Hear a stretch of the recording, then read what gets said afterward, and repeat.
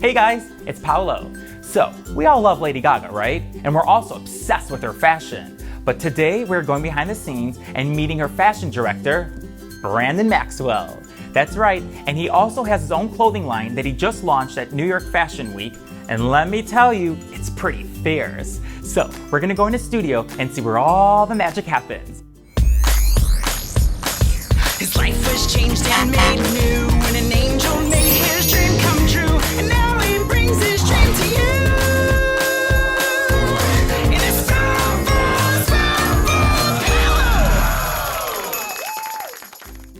Are you ready? I'm ready. Are you recording already? Yeah, it's recording. Got it. Look, can I right. just tell you, Brandon, like, I can't believe, first of all, what an amazing week you've had. And to have Patrick and I, like, where the magic happens, Yeah. I don't even know, like, I don't even know what to say, because I know this has been one hell of a week for you. Yeah. How are you doing? What is going through your Doing mind? good. It was like a struggle to get out of bed this morning, but I thought since I know you through my cousin, I was like, okay, I'm just gonna wear my pajamas, and so sorry about that. Please. But I feel good. I feel good. Was it everything, like, for your first runway show, was it everything that you, like, dreamed of? Like, I don't even remember it happening, to be completely honest, because I really feel like I was saying, but I had this like moment in the bathtub by myself before. I was just like sitting there in silence because all my family was here and there's so much going on. I also am balancing my other career, so there's so many things happening, and I had like a moment of silence before, and I was thinking, I've been dreaming of this since I was like this day since I was like 4 years old.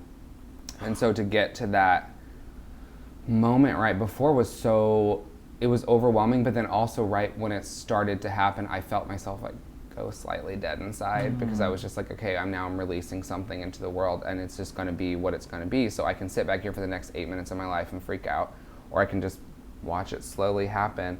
And I tried to do that. I peeked out of like a little side window to see what the reaction was. It was surreal. we watched it, Patrick and I, obviously, when Lady Gaga, she had periscoped it. Yeah. And I'm like, we stopped what we were doing, we went on the side, we watched the whole thing, and your collection, oh my God, I mean, it was so beautiful, clean, crisp, like, and I love how you had a part of it, like, when you grew up, and it was kind of part of, like, what you remembered growing up, and that was, like, tied into your collection with the ruffles and stuff. Absolutely beautiful, Thank you. like, gorgeous. Thanks. Yeah, a lot of that came from obviously growing up in a small town and not having a lot of access to being able use to what things you to, had. Yeah, and I just would take the sheets off the bed and then take my dad's cummerbund and tie it around my sister at 7, which is so weird that I felt like that's so wrong. I was like the original like pageant mom or something. I'm putting lipstick on her and like trying to tighten the waist of a 7-year-old. My sister was such a tomboy, and she still is. And she was like wanting to play soccer, and she was like crying as I'm like jerking the cummerbund, like pull it in tighter. You can't be any smaller as a 7-year-old. But I wanted a lot of that was in the collection, and I feel I don't feel that I'm a designer that's like I'm really inspired by the Bahamas this season. It's like it's more about whatever women are in my life at that moment or whatever it is. And obviously this being the first one and the culmination of a lifelong dream, I really wanted to inject as much of that. Like, this journey you've been on is so amazing. Like, you just mentioned how you came from a small town in Texas. So I think that's what we all want to know. Like, how did someone like you, from this little boy from Texas, how did he end up in New York? And then obviously working like with someone that we all adore and love, Lady Gaga. Yeah. Like, how, I mean, that is like, I don't know if you can dream bigger than that, really. I mean, we all have dreams and we keep going, but how? How did that happen? I don't know. You know what? I moved here when I was 18 in New York. We're in New York now, and went to college. I was sort of like aimless and lost a little bit. I didn't really have like a goal. I was just here for the sake of being here. Although I had great friends here, but I wasn't really like on a track to do anything in my life. But I knew growing up, okay, I need to be in a big city. I need to be in a big city. But then I got here and I was like, but what am I doing with my life, right? So I went back to Texas and I studied photography, which I'd been doing since I was 12.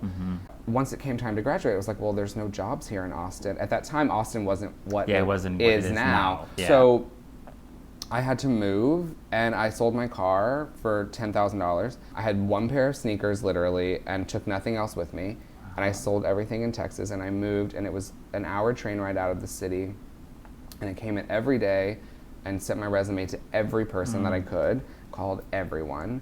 And finally I got this call from a woman named Deborah Afshani, who's an incredible fashion editor, and she was like, I need an intern tomorrow. Can you come to the job? And I was like, okay. I'll do it.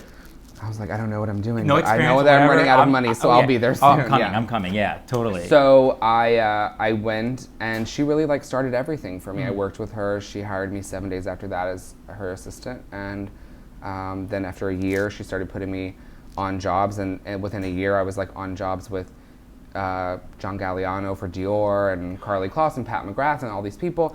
And I was running around with my fanny pack on, like I was just being so excited that I was there. And then I got a job with Nicola Formichetti after that. And at that time, his career was taking off in such a big way. He was like at Mugler and Uniqlo and Diesel and doing so many other things in styling. And so it just started me off realizing that I could do more than just being a stylist, and that maybe this dream was possible. And of course, through that, I met Gaga. So long story. But I met her. Do you remember the first time when you met her? Yeah, I remember the very first time I met her. Were you nervous? No, because honestly, at that time, she had an album, like it was just out, her album. Oh, yeah, so yeah. We've known each other for a really long time. So and we're the same age. So I met her and she walked in. It was at Milk Studios in LA. I remember meeting her for a photo shoot, and like that, we were just friends. And so we traveled the world together for years and spent the night together every night and went through, you know, successes and failures and breakups and family problems and sort of every issue together, and while also creating together. So it was an amazing experience. It still is an amazing experience, you know, and she was really the first one to say, you know, I remember her being like, why, you know, I was sending her so many sketches from all these designers, and I was always sketching out on napkins to send to the designers, like, this is how I want the dress to be when you make it.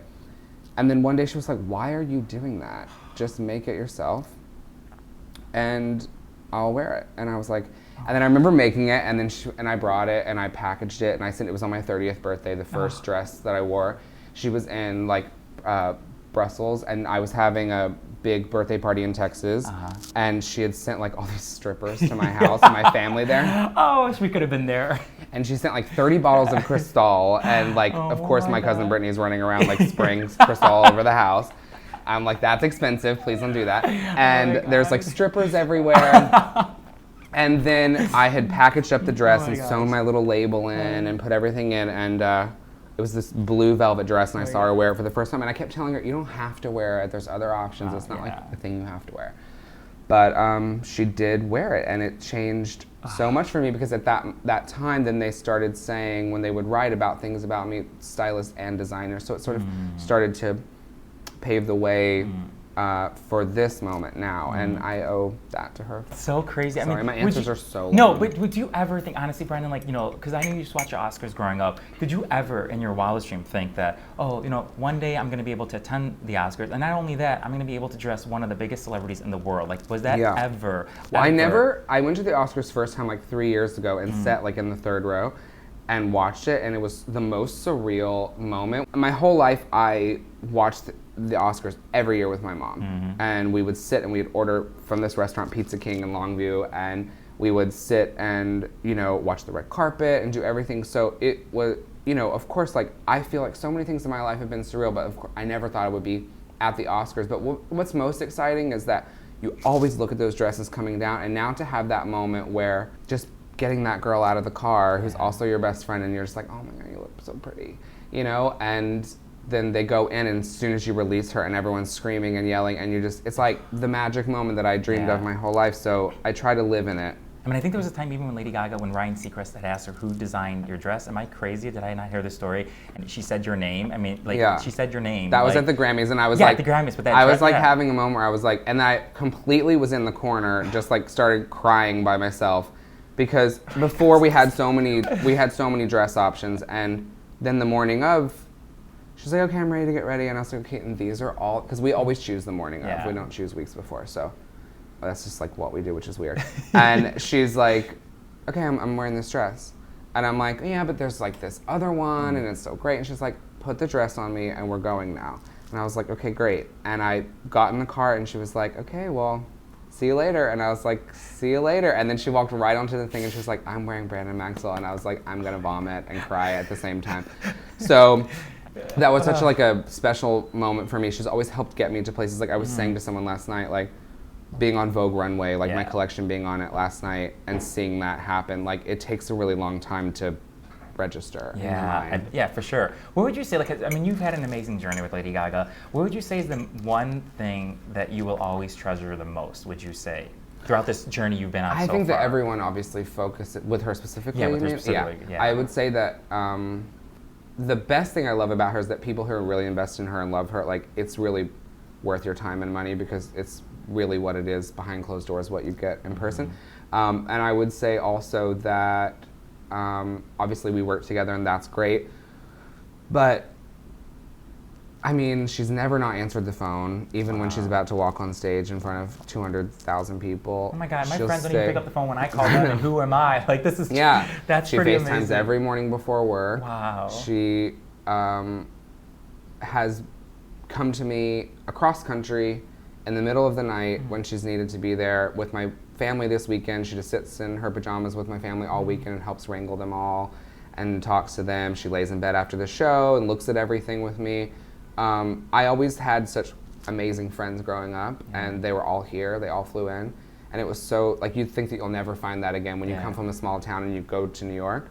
But it was so amazing to find, although she happens to be famous, I guess, and everybody sees that side of it. For me, it's really just one of my best friends. When she was crying at your show, I think I read somewhere that she, when she saw the models coming down, she like had, because she was so happy for you. I'm sure she had a lot of pent-up stress because she was running around all day psychotically, changing everything. So. Oh my God. Okay, this is where we're gonna end it. We're gonna play a little game. It's called Who Wore It Best, okay? So I have pictures, and you're gonna be very honest because you're the expert, not me. Okay. And it's these events that I attended, and we're gonna start with the Grammys. Okay? Is it girls or boys? You just see, it's gonna be. So I had this outfit on, and then I saw on the carpet that someone else had the outfit on, and it kind of drove me crazy. And this might look familiar to you, so you have to explain, like, who wore it best? Is it me or Lady Gaga? And you better be honest. Well, I see you Photoshop. It looks. The thing is, I can't see your back leg, so it only looks like you have one leg. Look up.